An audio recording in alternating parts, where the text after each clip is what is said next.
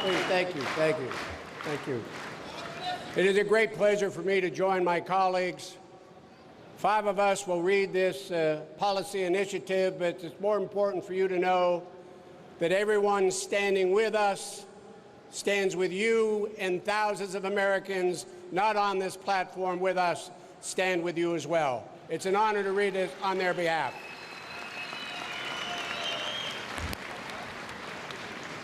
With a very long history of serving the American people and the United States national interest, we stand together today to call for a new approach in our country's policy towards Iran and the Iranian opposition.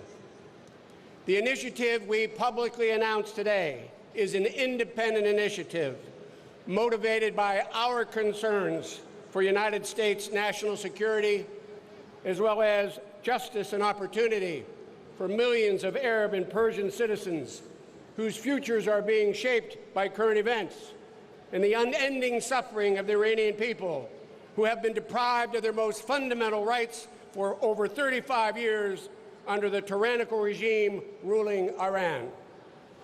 We're also deeply concerned about the safety and security of Iranian opposition members in Camp Liberty in Iraq, whom our government, through our military, pledged in writing to protect. Their safety, while being processed for onward relocation by the United Nations, remains a moral obligation for the United States of America, arising not only from the written guarantee, but also from the valuable, no invaluable help and intelligence, including critical information about Iran's nuclear program provided by these opposition members. Our country's failure to uphold its solemn promises to these defenseless men and women is inexcusable and is a byproduct of our government's misreading of the Iranian regime's intentions. We are united in our understanding of the true nature of the regime in Iran, a subject about which many of our colleagues in Washington seem uncertain.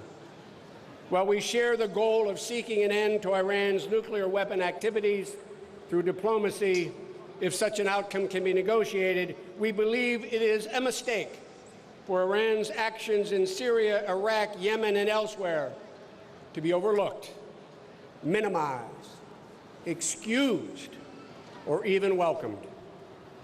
We also believe it will better serve our country's interest to pay closer attention to the human rights and the aspirations of the Iranian people.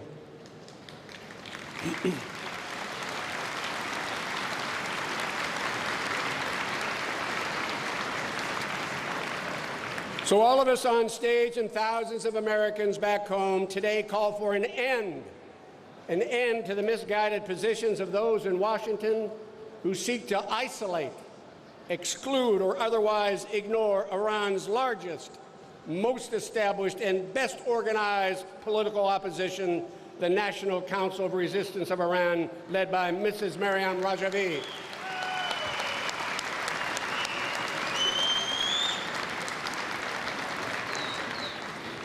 You know, in recent years, all of us have come to know Mrs. Rajavi and the NCRI. And frankly, I think we know the resistance far better than many in Washington who believe that the NCRI should be kept at arm's length for one reason or another. We call today as well for immediate pressure by our government on the government of Iraq, which I might add depends on United States military and financial aid, to end the systematic torment of the MEK members still in Iraq that has thus far resulted in 142 deaths. And we call on Iraq to end the consistent denial of livable health, sanitary, and nutrition conditions. Thank you.